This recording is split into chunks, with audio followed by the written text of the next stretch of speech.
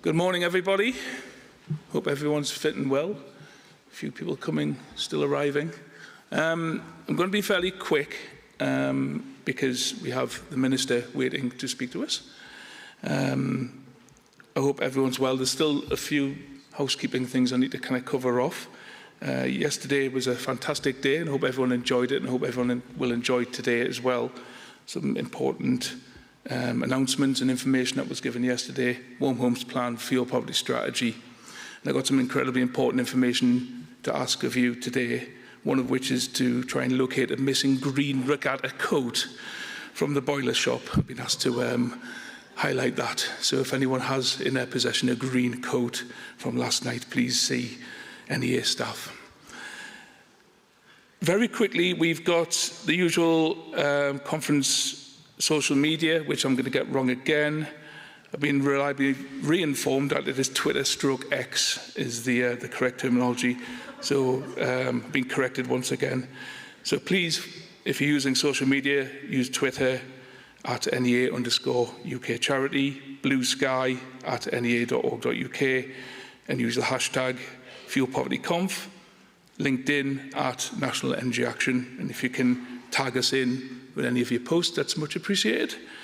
Housekeeping again, most of you hopefully have been here, but there's many toilets around the building.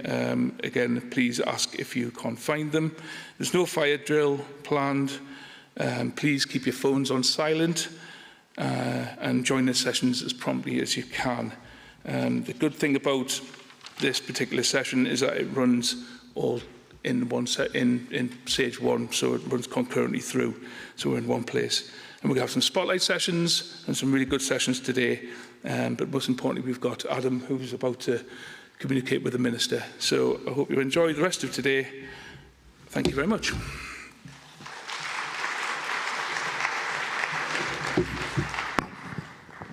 Very deliberate act after Chris of reducing that. It's worth saying, even from this distance with this light, I can still tell whoever went on to Rusty's after the dinner kind of last night. I can spot a few people. The Minister's joining us online because of a number of things. So, Martin, I don't know if you can hear me yet. I can hear you. You hear me? Fantastic. I have to say you're on the biggest screen in the North East. It looks like we're in some fan zone, but you're enormously enlarged. I'm very, very grateful, Mike, for you to make the time. Mike McCluskey has the best portfolio in government as a Minister for Energy Consumers. I think there was energy questions in Parliament yesterday launching the local power plan, so we're really grateful that you made the time to join us today.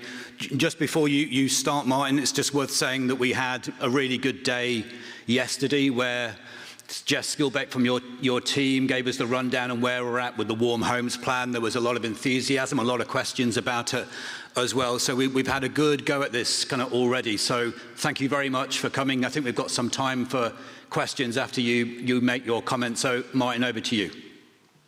Thanks, Alan. And look, I'm sorry I'm not able to be there in person this morning. We had, as Adam said, we had questions yesterday at the launch of the local power plan and a number of other things, so I'm really sorry I'm not able to join you in person, not just at the conference but also at Rusty's last night by the sounds of it. Second, I just want to congratulate NEA on 45 years of campaigning to end fuel poverty and giving hope and support to the most vulnerable people in our society.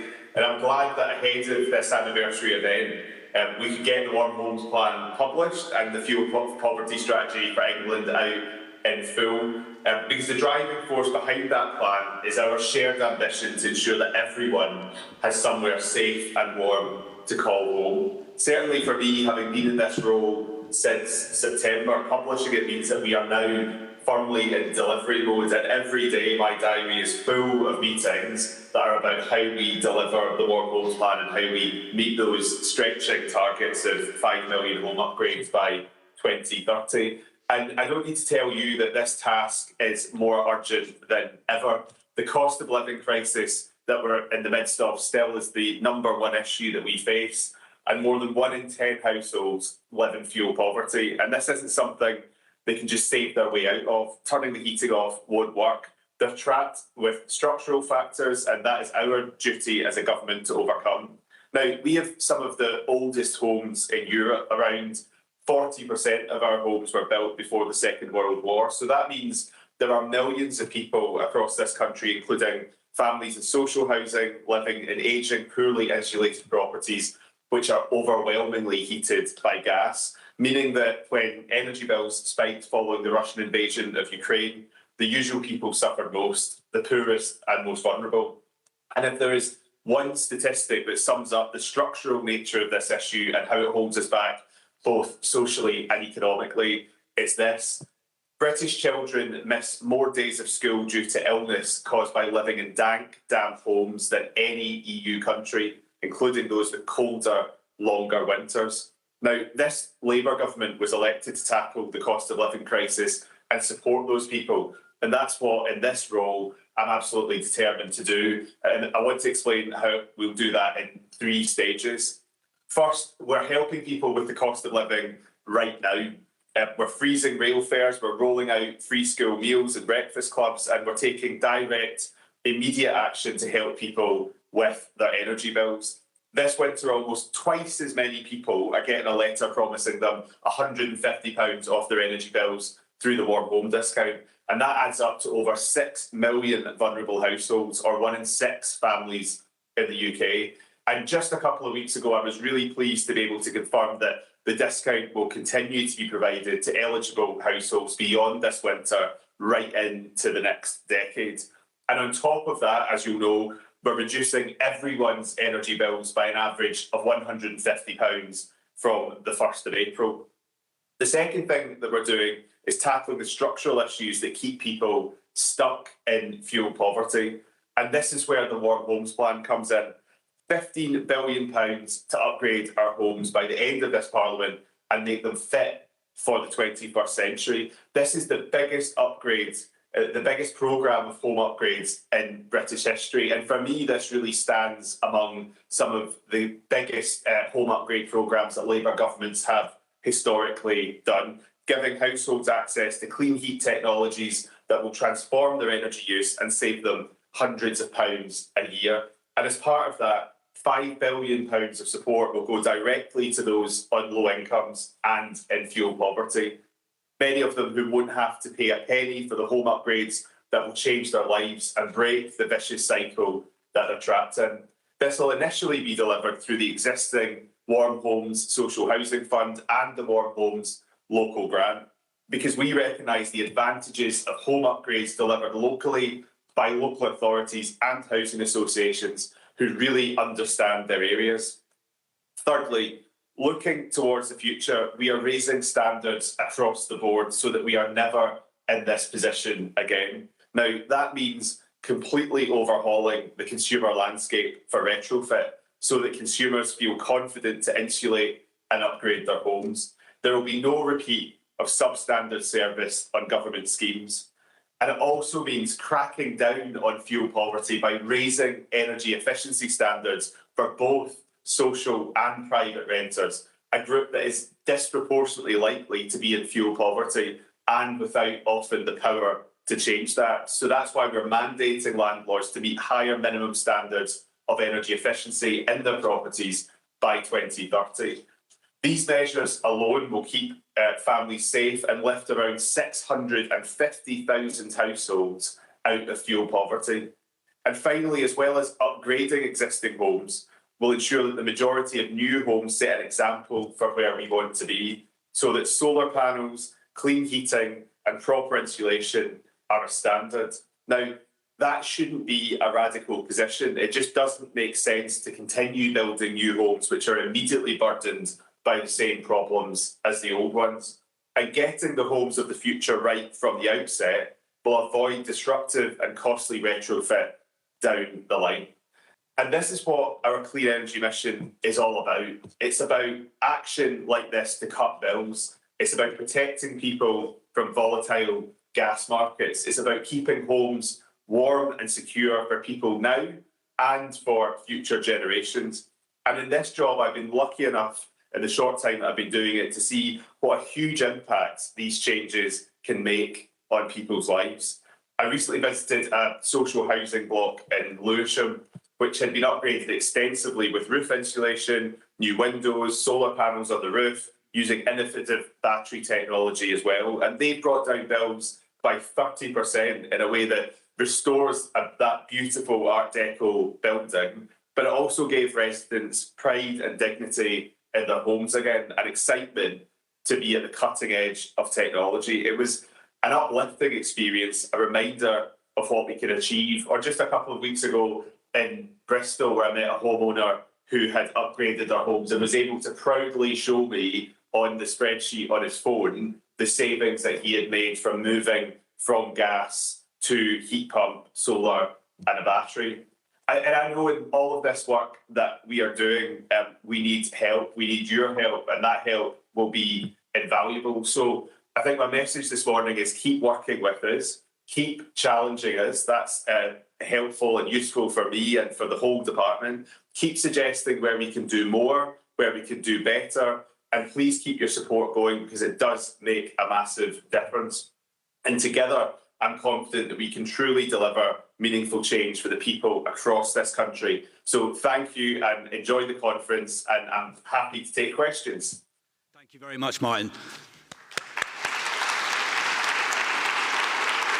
And what you said was very picked up. There was lots of recognition of the ambition of the plan, and in the spirit that you mentioned about how we can all kind of work together to challenge and improve and make sure that that ambition lives and connects with low income kind of households. So we asked a number of questions of, I think it was probably people who booked in early, the questions they want to ask. So if I can ask some of those, most of them are Warm Homes Plan approximate, or if not directly related. And the first one is because there's a lot of people in the audience who work in local settings, work with local authorities and local groups, connecting with difficult to reach clients. And we hear the focus, where the focus of the 1.5 billion extra will be. So if you were able to give us a little bit more, because it matters to the work that people do, about the plans for that local element, the engagement with local authority, both getting beyond the tier ones to parts of the country which may not be in receipt of this money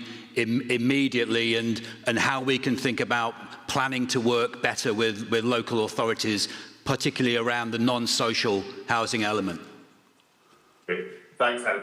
Look, the place I would start this in is, before I was an MP, I was a local councillor.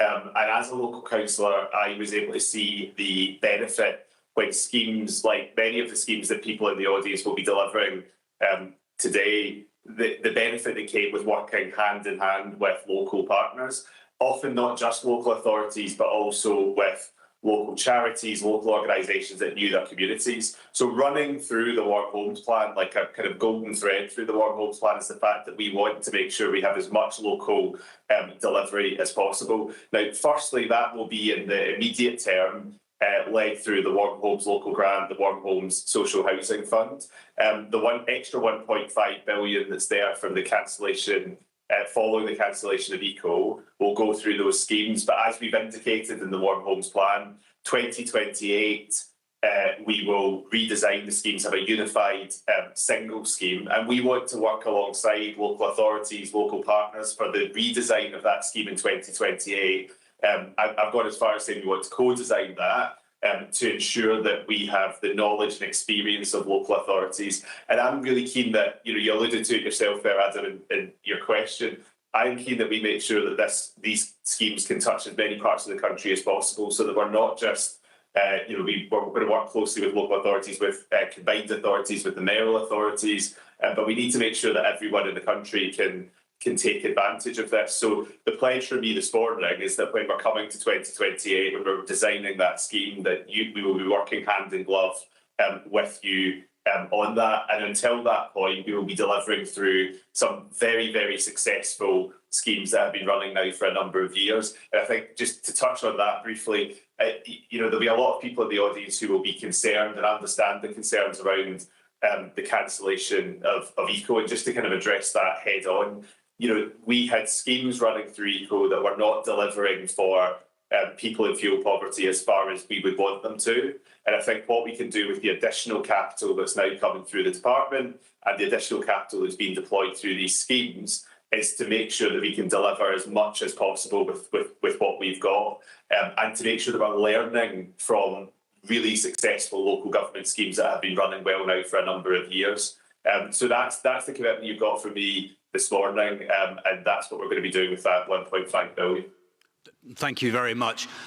Following the local theme a little bit, so I think one of the things we were most pleased to see was this combination of the fuel poverty strategy for England, the Warm Homes Plan and the private renter sector MEES, and maybe we wanted a higher threshold and there's some exemptions that we might be concerned about, but nonetheless we see it as fundamental to the ability of government to drive a fuel poverty strategy. But at the same time, we know that on the local theme, the ability to have market surveillance and proper enforcement at the local level, which feels absent at the moment, is critical for the private renter sector reforms to play their part in hitting your 1 million households.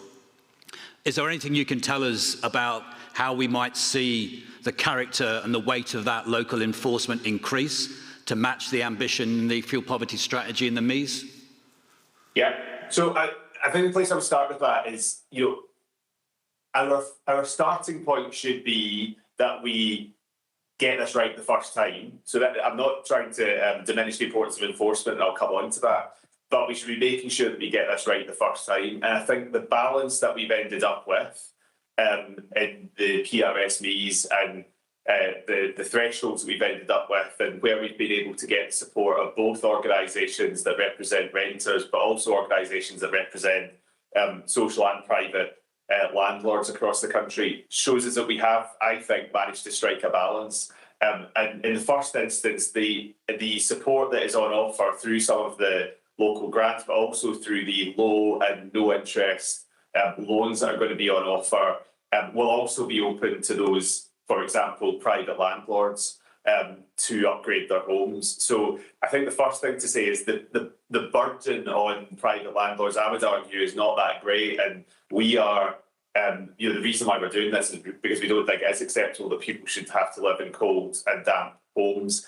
And we are providing the support there for private landlords to be able to upgrade their homes. And so I was hoping the first instance that we see people doing the right thing and taking the efforts to increase minimum energy efficiency standards by 2030. Now, if we do get into a point where we need to have enforcement action, we need to make sure that local authorities are empowered to do that. And again, I would go back to my own experience as a councillor. I know that often there are burdens placed on local authorities, and they can sometimes feel like burdens, and we need to make sure that local authorities are properly supported to take that enforcement action. And that's something that I've been discussing with partners in local government, with the LGA and with the mayors, to make sure that they get the support that they need to provide to be able to enforce where that's necessary. But my starting point in this is we should be making this as conducive an environment as possible for people to be doing the right thing first time, and making sure that we, as rarely as possible, are having to get into enforcement, because we've designed a system where people have the support to upgrade and are doing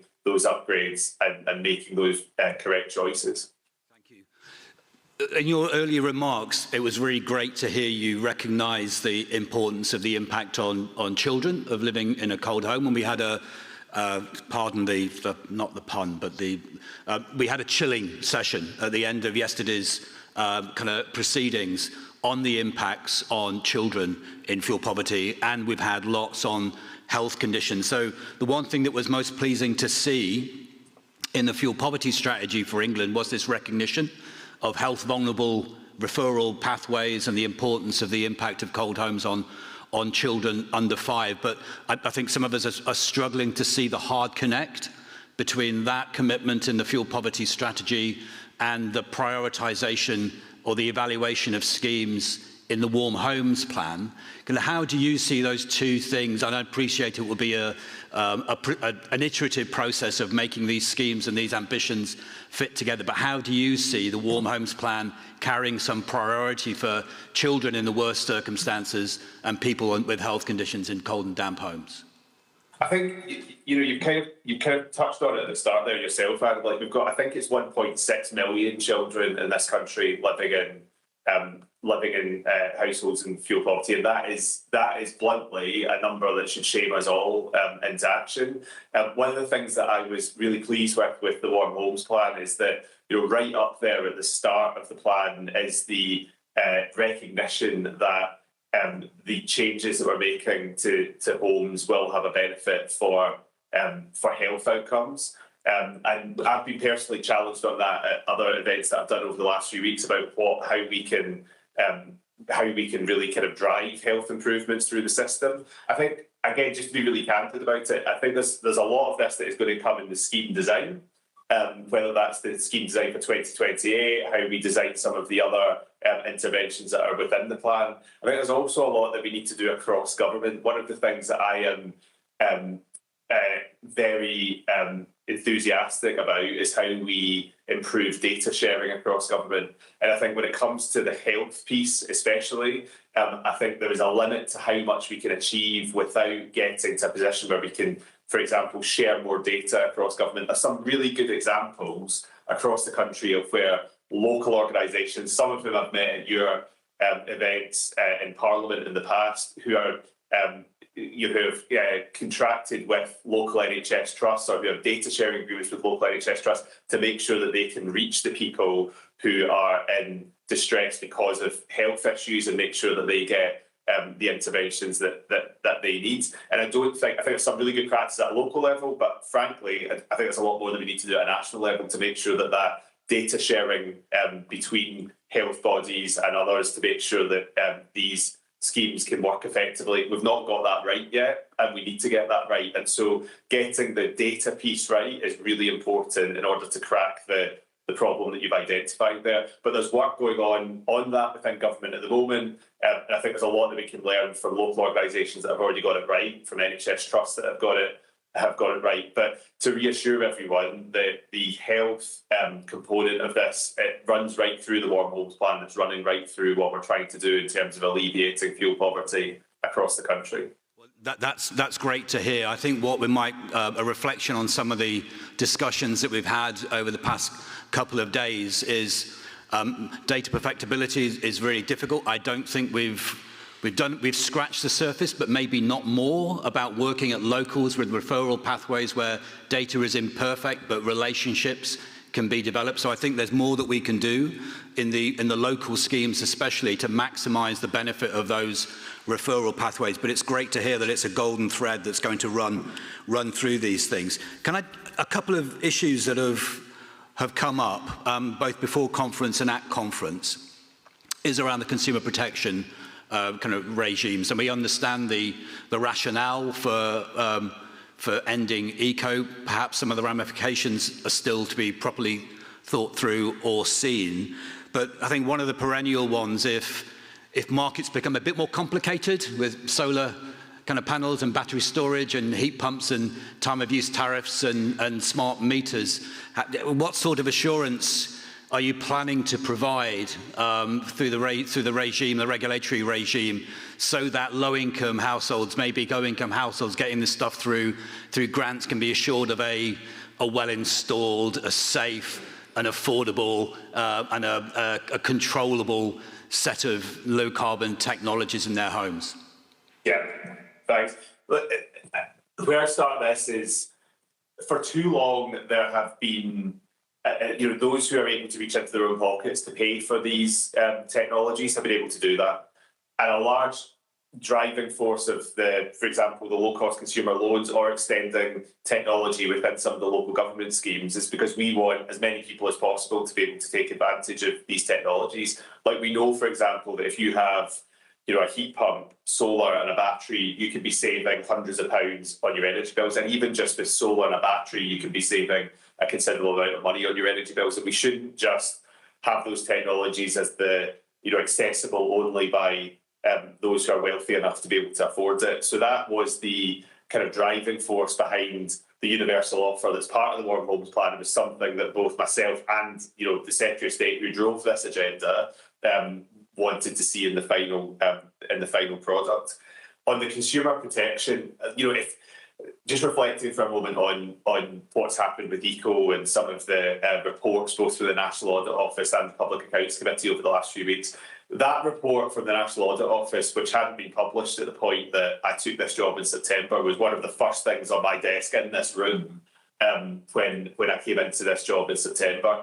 And it was, bluntly, it was jaw-dropping. Now, it was jaw-dropping because of the level of failure, but it was also jaw-dropping because if we don't fix this, it risks undermining so much of what good installers through ECO, many people who are in your audience this morning are trying to achieve. And if we don't have high levels of consumer protection, high levels of consumer confidence, we're not going to get people inviting, yourselves, installers, others into their homes to say, come and install these measures in my home.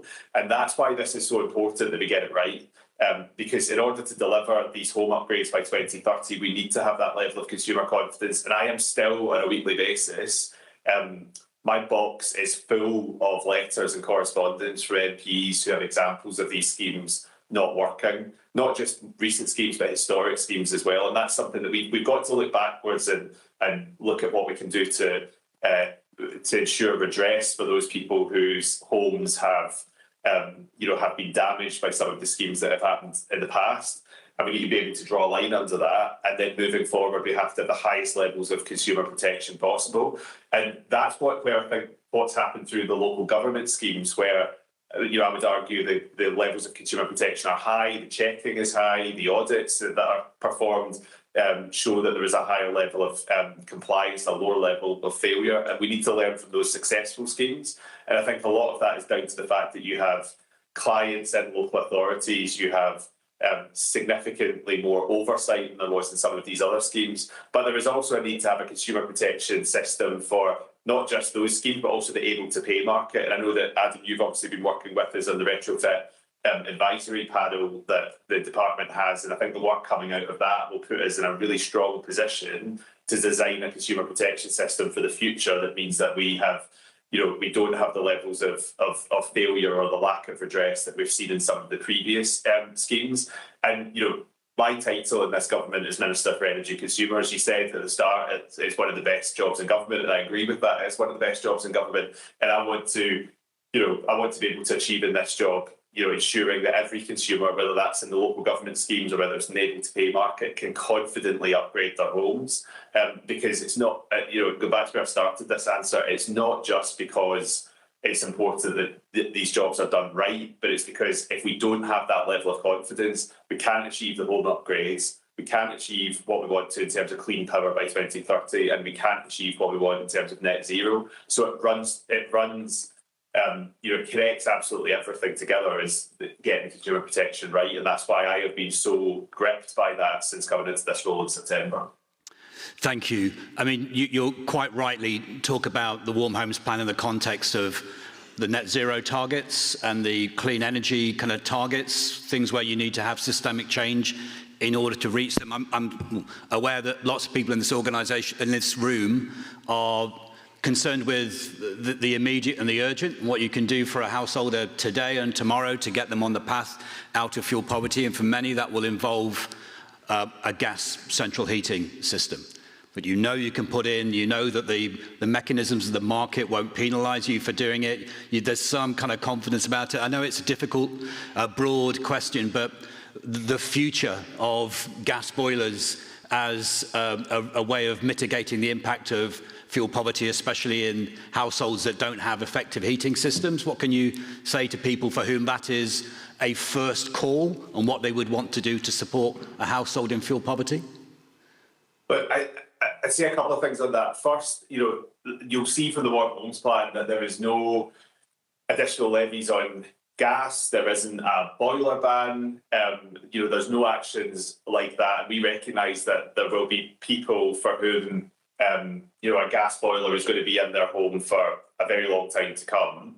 And a lot of what's in the Warm Homes Plan, whether it's through the local government schemes or through what's available for the able to pay market, boiler upgrade scheme, for example, for everyone, is to say when you get to the point of changing your boiler, maybe because you're moving home and you're doing some renovation or your boiler breaks down. This is about just giving people the choice and giving people access to, as I said in the previous answer, to the latest technology. And part of this is also about where government chooses to place its emphasis. We know that long term, in terms of the systemic change that we need, the best route for stable, lower energy costs is taking us away from fossil fuels.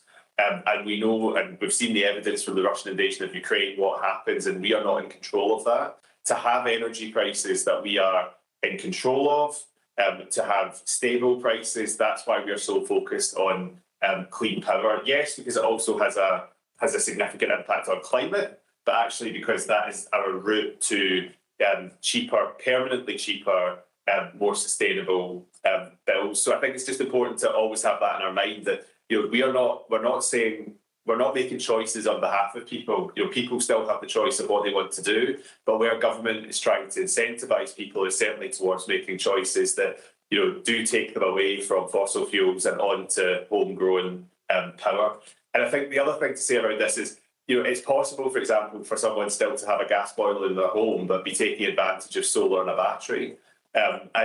And maybe by taking advantage of solar and a battery in a few years down the line, they might think, actually, that's worked quite well. Now I'll make the transition to a heat pump. Different people will make these decisions at different paces. And that's something that, certainly sat in this firm, I'm comfortable with. I'm comfortable with the fact that people will be moving at different paces on this transition. But ultimately, government has to make a choice about what we're incentivising people to do. And the choice that we're trying to encourage people to make, not force them to make, encourage them to make, is to make this transition to clean power, because we think that's not just in the best interest of the climate and the country, but also the best interest of the consumer, who will be able to take advantage of lower bills where we are more in control of the price.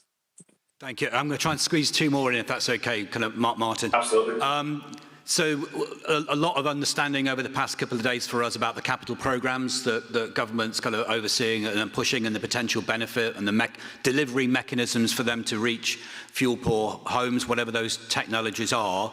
But a lot of people have been raising the question, well, that's great, and if it's grant-supported, then that's fine. There's no upfront cost, but the success, the affordability of keeping a home warm depends on the engagement with the retail market, with the time-of-use tariffs, and with people with an impossible level of debt and feeling they're being unfairly treated around standing charges. So there's a lot of focus, understandably, at the capital programs within the Warm Homes Plan. You mentioned earlier about the general affordability issues. Could you just kind of give some idea about your points of priority about making sure that the retail market and retail products are appropriate for low-income households, one, to take advantage of low-carbon technologies if they get in their home, but also just to try and tackle what seems to be the stubborn new normal of simply unaffordable energy? Yeah, so just one of the things that I haven't mentioned in response to any of the questions is the Warm Homes Agency, and I think this is important in terms of the advice and guidance that we give people. So the Warm Homes Agency will be stood up next year. We'll be taking functions from Ofgem, from Salix and from DESNZ, combining them, putting under one roof a number of the schemes that have been kind of managed disparately over recent years, but also providing a kind of one-stop shop for people, alongside the advice and guidance that they will be getting perhaps from their local authority, perhaps from many of the organisations that are in your audience this morning. But the reason I would mention that is because when it comes to things like time-of-use tariffs, getting the best deal, all of those issues, we should be making sure that when people are deciding to put some of this tech on their home, that they're also getting the right advice and guidance around the tariffs and other support that they need. And that's something I'm already talking to some of the retail energy companies about, in order to make sure, how do we, as technology changes and as there are more options open to people, that people are getting the right support, not just from the Warm Homes Agency, but also from their energy supplier. In terms of the, Ofgem are obviously looking at the debt schemes that are available at the moment. We do need to address the fact that there is such a high level of debt within the system, because it is not sustainable. And I would come back, and I don't want to sound like a broken record, but I would come back to the data piece on this. Like, we've obviously had long-running discussions around social tariffs, around targeting support. We've obviously got successful targeting of support and expanded targeting through the warm home discount this year. But there's much further that we could go if we could unlock some of that data sharing across the system, and also then discussions that we can have about how we allocate costs within the energy system to make sure that that's as fair as possible. But again, in so many of these cases, you run up against a wall on access to data, and that's why I am really focused on this job in terms of how we start to unlock that. Because I think without it, it's very, very challenging to start to address some of these major issues around affordability. Thank you. And my last question was going to be around the Warm Homes kind of agency. So we understand the intention and the time frame to get there. Again, a lot of people in the room, a lot of people in conference are in advice and support agencies, very local sometimes, very detailed case management, hand-holding through the process. And albeit we would see the Warm Homes Agency as being foundational in making sure there's coherent and quality information available for everybody. I think some of us are looking hard at the Warm Homes Plan and where we can see that relationship between universal provision of high quality standards of information together with the deep amount of support and hand-holding that we know will be necessary to enable households to know that this stuff is around, to be confident engaging with it, and to be on a successful journey of getting that low carbon technology in their homes. I mean, well, what might you be able to tell us about the way in which the Warm Homes Agency and local and regional authorities can prioritise the third sector relationships to ensure that local, high quality, connected, trusted, accessible, proper advice and support is available? Yeah. Look, I think just to reassure people in the room, nothing that we are doing with the Warm Homes Agency is there to replace or duplicate what's already going on very effectively and very successfully, either through, for example, local authorities or through third sector organisations. And in fact, I actually see us being able to learn significantly from local authorities and third sector organisations in terms of how advice and guidance is best provided. I think it's important to remember that there are, within the Warm Homes Agency, in terms of what we're bringing together, as I said, some functions of DESNES, some functions of Ofgem, we're collapsing Salix into the Warm Homes Agency. A lot of what they'll be doing is running schemes that already exist. So taking functions that are spread across various government departments and agencies and bringing them together into one place. So that will be a large part of what they're doing. In terms of the advice and guidance, we will design this over the next year, and again, we will want to work with many of the organisations in the room today who are already providing this in order to learn from them and to work out the best way to design the advice and guidance side of it. But there will also be a function there for knowledge sharing across local authorities, for knowledge sharing with the private sector, because the reason that we're setting the Warm Homes Agency up is because other countries, Ireland would be a really good case in point on this, are much further ahead of us and have had agencies like this set up for a number of years. So we are really just trying to catch up. From a consumer point of view, how I would see the consumer engaging with this is largely as yes, advice and guidance, but also signposting. So where there are effective local authorities or where there are third sector organisations that are providing really good advice and guidance in a local area, I would hope that we are able to then signpost through our advice to those agencies that are working at a local level. Because, go back to where I started in the first question that you asked me, having come through local authorities, having come through a local government background, I know that that's how we best deliver, and we're not going to get to the stretching targets of 5 million home upgrades without using the knowledge and experience of people at a local level. So, you've got my commitment in terms of how we design future schemes, you've got my commitment in terms of how we're designing the Warm Homes Agency, that local and locally based organisations is absolutely central to it. Thank you very much. We appreciate the time and to answer all the questions. We hope you can come to Newcastle to see us, because there'll be a lifetime membership of Rusty's waiting for you should you come, and you can use that. So can everyone thank Martin for his time. Thank you, Minister. Thank you.